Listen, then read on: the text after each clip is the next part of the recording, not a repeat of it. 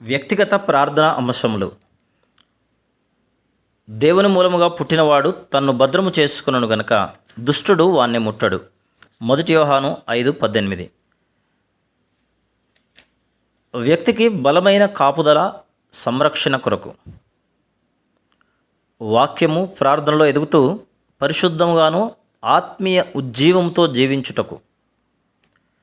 జీవితం పట్ల దేవుని చిత్తం తెలుసుకొని దేవుని చిత్తం చేస్తూ పరిశుద్ధాత్మ అభిషేకం కలిగి జీవించుటకు, ప్రతిదినం దేవుని యందు భయభక్తులు కలిగి తాను చేసుకున్న మొక్కుబడి నమ్మకముగా చెల్లిస్తూ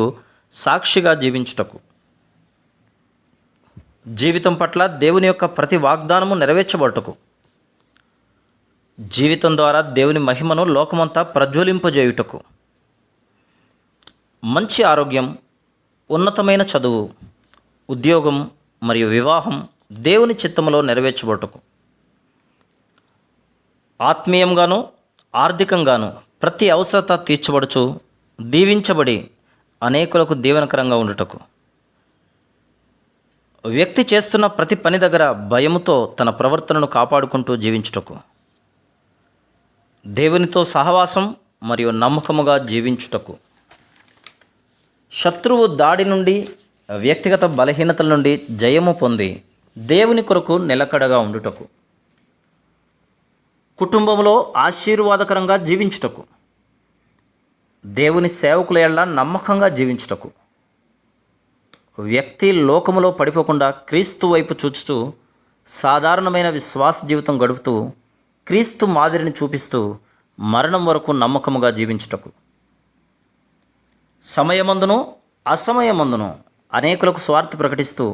అనేకులను రక్షించే భారము కలిగి ఉండుటకు, శ్రమ, నింద, అవమానంలోనూ దేవుని కొరకు సహిస్తూ లోకంలో జీవించుటకు, విశ్వాసి నిరాశ నిస్పృహను విడిచి చెడ్డ కార్యములకు దూరముగా ఉండినవాడై నిరీక్షణ కలిగి జీవించుటకు, ప్రతి మనిషిని దేవుని ప్రేమ చేత ప్రేమిస్తూ